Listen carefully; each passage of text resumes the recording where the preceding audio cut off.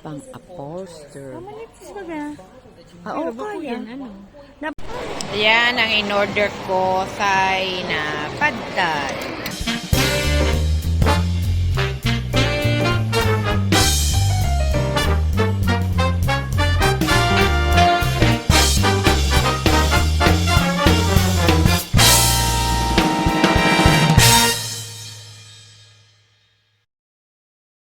Hello, good morning. Pupunta kami ngayon sa Spotlight, isang shop na bilihan ng mga materials kasi fabric materials kasi ano ba yan, yung sofa ng anak ko, plano niyang palitan yung upholster saka yung sa mga cushion, itatry kong gagawin.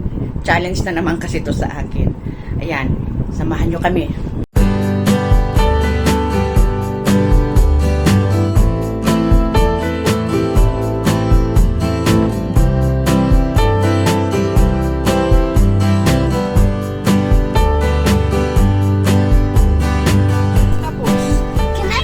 Diyan kami pupunta sa Spotlight.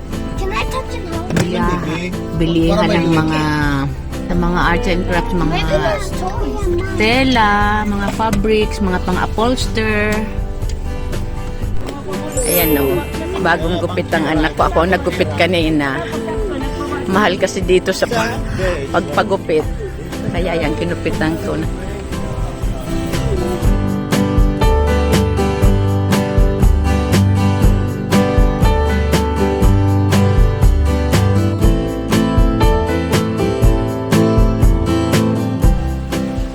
Ayan o, 10. 10 lang o. Ayan o, 10. Kung anong kadulo. Itong kilts, king size, from $60 to $10 na lang.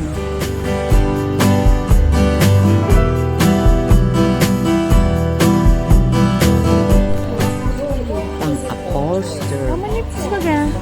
Oo, kaya. Dapat itong waterproof. Plain upholstery. Oo, waterproof. Pero ano ka yung itong original na. Pero halos na. Oo. Mayo bako siyang waterproof. Mayo ba? So, ito ang mga waterproof.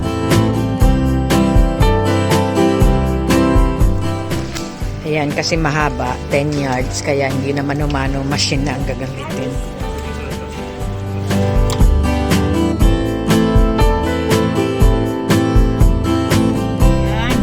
Kami dyan sa Spotlight, nakabili na kami ng pang-upholster ng sofa, tsaka nakabili na rin ako ng hinahanap ko yung pang-embroidered kasi mag-start na rin ako sa ribbon embroidery.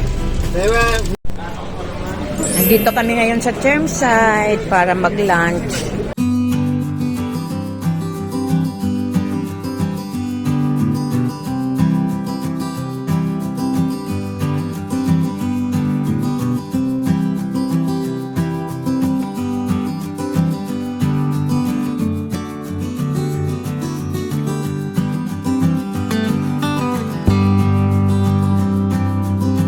Ganda ng buhok ng anak ko. Gupit ko yan.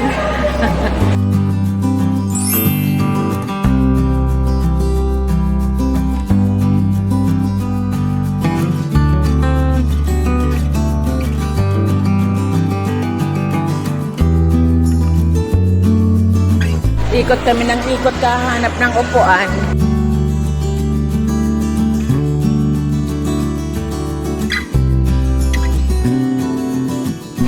Dito kami ngayon sa food court.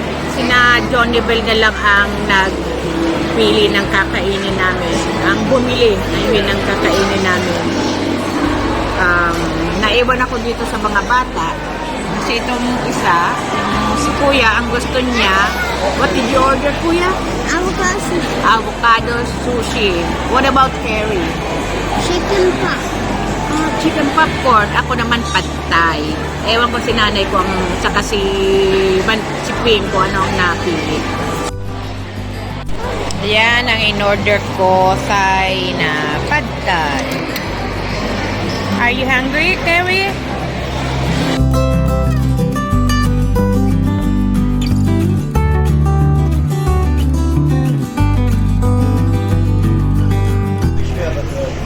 Pauwi na kami.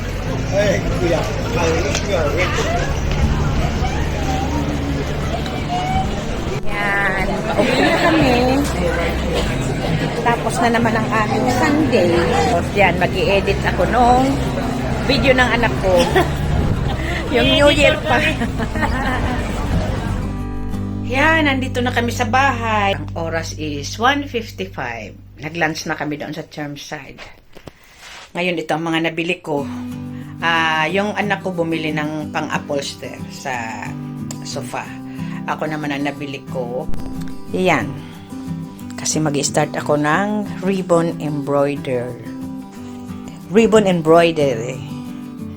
Kasi nakita ko sa YouTube. Nainggit ako. Okay. Tapos na naman ang aking Sunday. Ito ang aking naging step 3,000.